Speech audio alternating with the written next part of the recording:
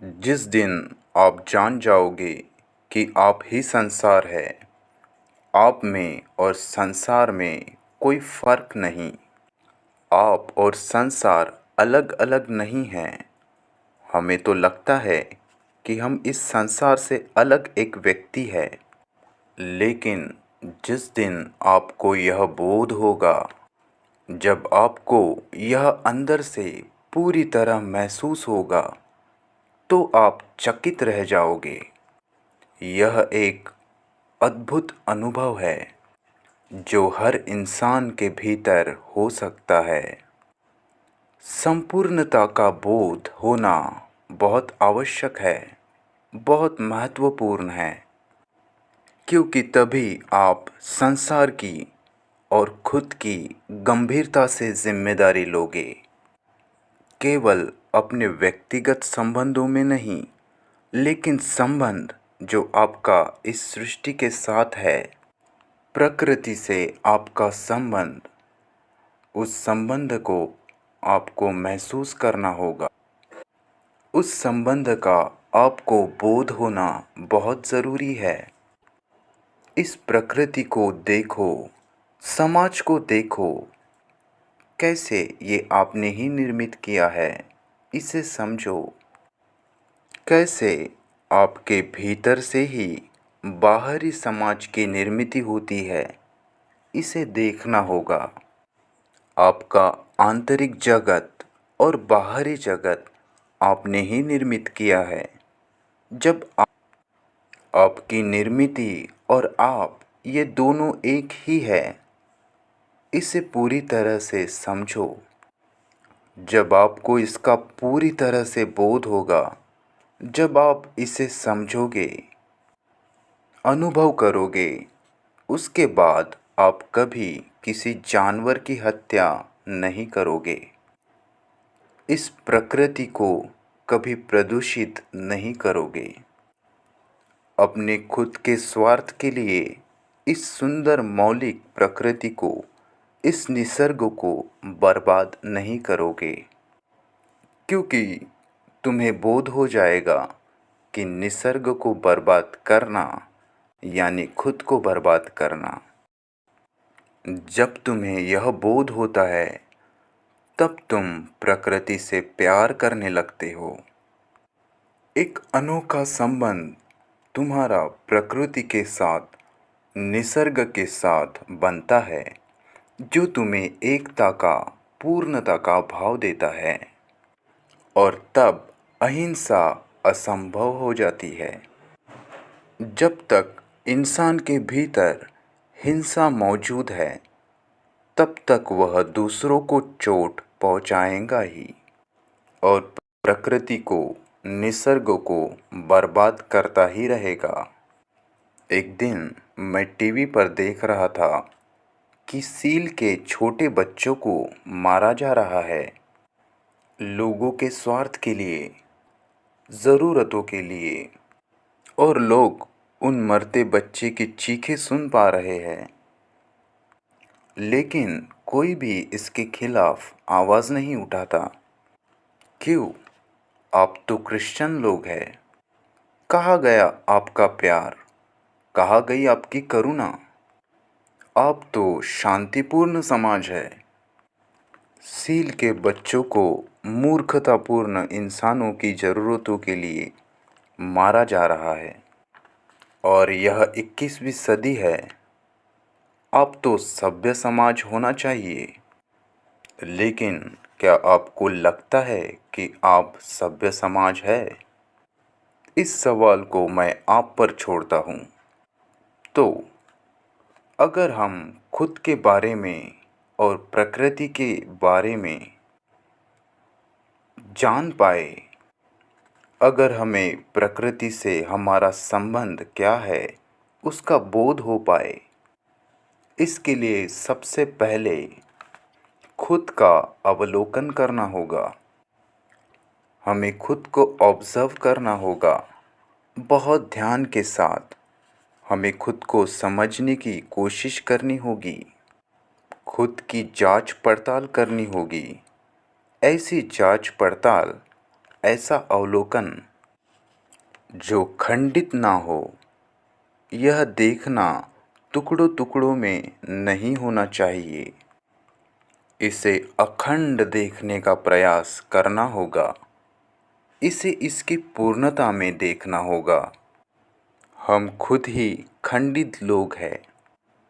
हम कभी किसी चीज़ को पूरी तरह नहीं देखते, क्योंकि हमारी बचपन से ही प्रोग्रामिंग की गई है। हमें संस्कृत किया गया है, समाज द्वारा, लोगों द्वारा, हमारे दोस्तों द्वारा, हमारे संस्कृति द्वारा, धर्मों ग्रंथों द्वारा, हमारे अतीत के द्वारा। सारे अनुभव, सुख दुख, पीड़ा, भावनाएं इत्यादि से बचपन से हम खुद को भर लेते हैं, और हम इस प्रोग्रामिंग के आधार पर अतीत की सारी स्मृतियाँ, अनुभव के आधार पर चीज़ों को देखना शुरू करते हैं। जो देखना खंडित होता है, पूरा नहीं होता। बचपन से जो हमारी प्रोग्रामिंग समाज के द्वारा हुई है, वह एक बंधन है, एक बाधा है, एक पर्दा है जो हमें चीज़ों को खंडित दिखाता है, चीज़ों को पूर्णता में नहीं देखने देता। देखना, देखने से मेरा मतलब सिर्फ आँखों से देखना नहीं, इसमें आपका ध्यान शामिल होना चाहिए, जो कि आसान नहीं है। पूरा ध्यान देने से पहले जो आपकी प्रोग्रामिंग का पर्दा है, उसका हटना ज़रूरी है। आपकी अतीत की यादें, अनुभव, आपके विश्वास, मान्यताएं, आपका आपका अब तक का सारा ज्ञान जो आपने संग्रहित किया है, उसे हटा देना होगा, भूल जाना होगा और एकदम नए से शुरू करना होगा।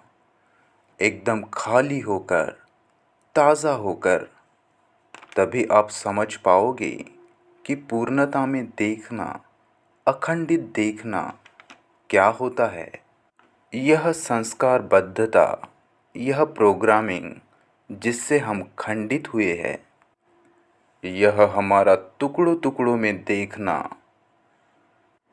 केवल सचेत स्तर पर ही मौजूद नहीं है, यह हमारे अवचेतन में भी मौजूद है।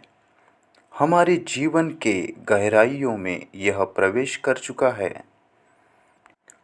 सिर्फ इंसानों की बनाई संस्कृतियाँ ही खंडित नहीं हैं। केवल संस्कृतियाँ ही अलग अलग नहीं हैं, बल्कि इंसान भीतर से भी खंडित है, विभाजित है। इंसान टुकड़ों टुकड़ों में जी रहा है। तो हमें अवलोकन करना होगा, देखना होगा कि जो हम हैं वह कोई स्थिर नहीं है, वह बेजान नहीं है, जिंदा है। इसीलिए हर पल इसमें बदलाव है। यह स्थिर नहीं है, बदलते रहता है, बदल रहा है। लेकिन हम खुद को भी प्रोग्रामिंग के ज़रिए अतीत की स्मृतियों के दायरे में रहकर देखते हैं, क्योंकि हम अतीत में ही जीते हैं। हम वर्तमान में जीने की बात तो बहुत करते हैं कि वर्तमान में जीना चाहिए, जो भी है बस इसी पल में है। लेकिन दरअसल हम अतीत में ही जीते हैं। वर्तमान में तो हम कभी जी ही नहीं पाते। हम खुद अतीत है, हम भूतकाल है। आप चाहे क्रिश्चियन हो या आप चाहे हिंदू हो, हज़ारों सालों से बनाए गए सिद्धांत, हज़ारों सालों से बनाई गई संस्कृति और उसका प्रचार प्रसार, उसका ही आप एक नतीजा हो। जो आपको बचपन से आपके बारे में, समाज के बारे में बताया गया है, जो हम सुनते देखते आए हैं उसी का हम परिणाम है। हमें बताया गया है कि विश्वास करो या फिर विश्वास न करो, जो भी। और यह सारी बताई बातें हमारे मस्तिष्क में मौजूद है। तो सारा खेल हमारे अतीत को समझने का है। यह प्रोग्रामिंग समझना ज़रूरी है। भूतकाल, वर्तमान काल और भविष्य काल, यह भी खंडित है। टुकड़ों टुकड़ों में हम इसे देखते हैं और हम सोचते हैं कि 10 साल बाद, 20 साल बाद भविष्य में समाज कैसे रहेगा, कैसे बनाया जाए।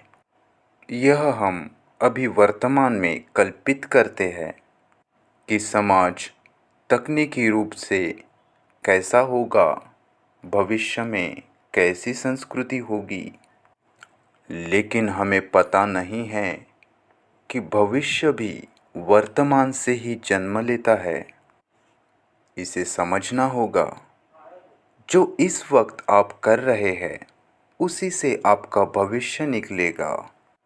जो इस क्षण आप करते हो उसी क्षण से आपका भविष्य निर्मित होता है। आप जो भी इस वक्त कर रहे हो उसी से आपका भविष्य निकलेगा, तैयार होगा। हर क्षण आप अब खुद बनाते जा रहे हो। अगर इस वक्त आप पढ़ाई कर रहे हो तो भविष्य में इस पढ़ाई का नतीजा आएगा। अगर अभी आप कसरत कर रहे हो तो आपको भविष्य में इसके परिणाम मिलेंगे। तो जो भी आप इस क्षण में कर रहे हो उस वक्त उस कृति में विकास होगा और उसी से भविष्य में बदलाव आएगा। क्या आप इस बात को समझ पा रहे हैं कि आपके वर्तमान से ही आपका भविष्य निर्मित होता है? अगर इसे आपने समझ लिया तो ही आप समझ पाओगे कि आप आज अभी जो है केवल अपने अतीत का जोड़ है, केवल आपके संस्कृति का परिणाम है, आपकी प्रोग्रामिंग का आप नतीजा हो। क्योंकि आपका वर्तमान अतीत से आया है और इसी वर्तमान से आपका भविष्य निर्मित होगा। और यह जाल है जो चलते रहता है और हम हमेशा इसमें फंसे रहते हैं। इससे कभी बाहर नहीं आ पाते। और हमारे अतीत की जानकारी बिना, अतीत की प्रोग्रामिंग जिससे हम संस्कारित हुए हैं, समाज द्वारा, दोस्तों या परिवार द्वारा, हमारे खुद के अच्छे बुरे अनुभवों द्वारा, हमने जो अतीत का चश्मा, एक नज़रिया बनाया है, उसे समझे बिना हम वर्तमान को नहीं समझ पाएंगे, या कहे कि वर्तमान में नहीं जी पाएंगे। जो सच वर्तमान में मौजूद है उसे टुकड़ों में देखेंगे, उसे उसकी संपूर्णता में, उसे पूरी तरह हम नहीं देख पाएंगे।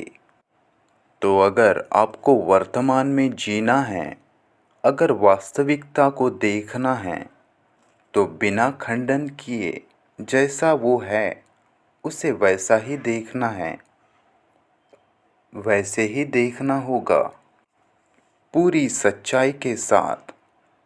तो इसके लिए समय लगेगा ऐसा नहीं। समय के साथ ये हासिल होगा ऐसा हम सोचते हैं, लेकिन यह एक धोखा है। हमें वर्तमान में आने के लिए कोई समय, कोई कालावधि की ज़रूरत नहीं पड़ती कि आपको यह पूरा खेल समझने में, इसका बोध होने में वक्त लगेगा। कोई निर्धारित समय से यह आपको प्राप्त होगा ऐसा नहीं है, क्योंकि समय भी धोखा है। हम समय को भी टुकड़ों में देखते हैं, बाँट कर देखते हैं। हम बाहरी जगत को बनाने के लिए जैसे साफ सुथरे शहर, साफ सुथरी बस्तियाँ, अच्छे रोड्स, तकनीकी विकास, वैज्ञानिक विकास, साफ हवा, इन सब बातों के लिए निर्धारित समय लगता है। लेकिन असली क्रांति अगर लानी है, क्रांति से मेरा मतलब बाहरी नहीं, आपके भीतर की क्रांति, वही तो एकमात्र क्रांति है। इंसान के भीतर का जगत बदल जाए। इंसान के भाव, मन, मस्तिष्क, बुद्धि, हृदय, समझ, देखने की क्षमता, इंसान के भीतर की क्रांति ही असली क्रांति है। वह पूर्ण क्रांति है। वह क्रांति अगर हो गई तो फिर आपको किसी दूसरी क्रांति की ज़रूरत नहीं। वही क्रांति जो भीतर है, जो अगर हमारे भीतर घटित हो गई तो हमें बाहरी समाज बदलने की कोई ज़रूरत नहीं।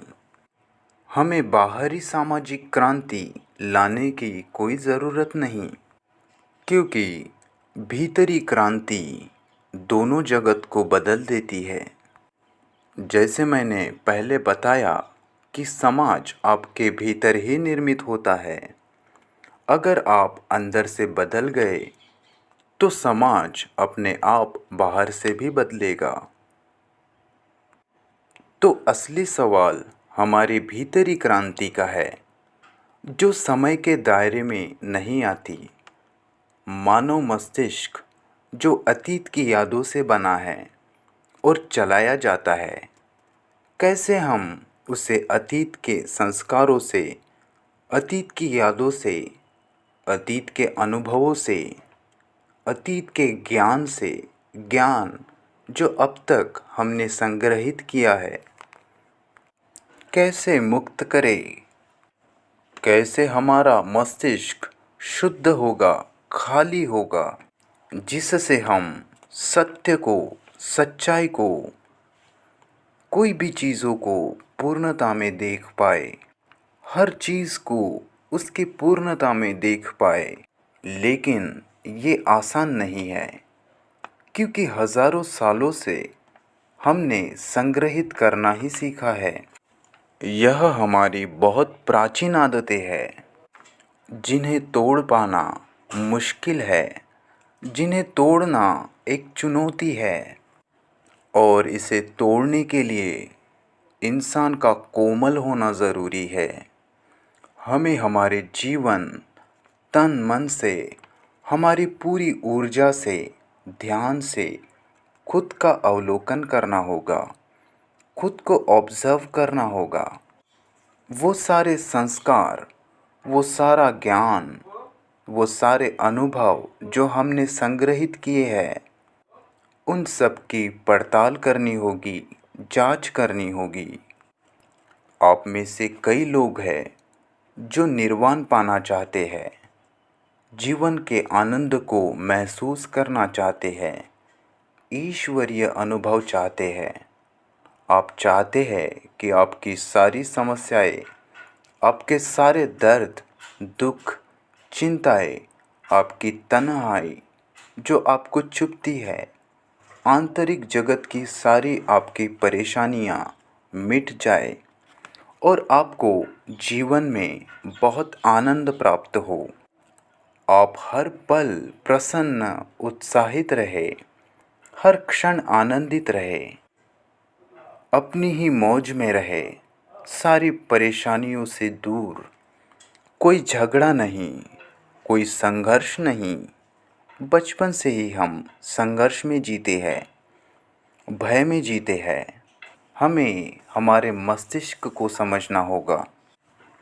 आप चाहे क्रिश्चियन हो या चाहे हिंदू हो, आप हजारों सालों से बनाए हुए सिद्धांतों का प्रचार प्रसार का एक नतीजा है। जो हमें बचपन से बताया गया है, हम सुनते देखते आए, उसी का हम परिणाम हैं। हमें हमारे मस्तिष्क को समझना होगा, हमारी बुद्धि की क्षमता को समझना होगा। बुद्धि एक यंत्र है, एक उपकरण है, जिससे हमने बचपन से ज्ञान एकत्रित किया है, जो हजारों सालों की क्रमगत उन्नति है। हजारों सालों से जो हमने एकत्रित किया है, बुद्धि हमें हजारों सालों की क्रमगत उन्नति से प्राप्त हुई है, और हम इसी धोखे में रहते हैं कि बुद्धि के द्वारा हम सारी आंतरिक समस्याओं को सुलझाएंगे। बुद्धि ज्ञान है, और जब ज्ञान है तो आलोचना, निंदा है, तर्क है, वितर्क है। इस बुद्धि की देखने की क्षमता मर्यादित है। क्या हम केवल बुद्धि से जीते हैं? नहीं ना, हमारी भावनाओं से भी हम जीते हैं। फीलिंग्स, हमारे सुख दुख, प्यार या नफरत। तो बुद्धि जो हमारे विचार का सार है, हमारे पूरे जीवन पर कब्जा कर लेती है और हमारे जीवन में एक विरोधाभास पैदा करती है।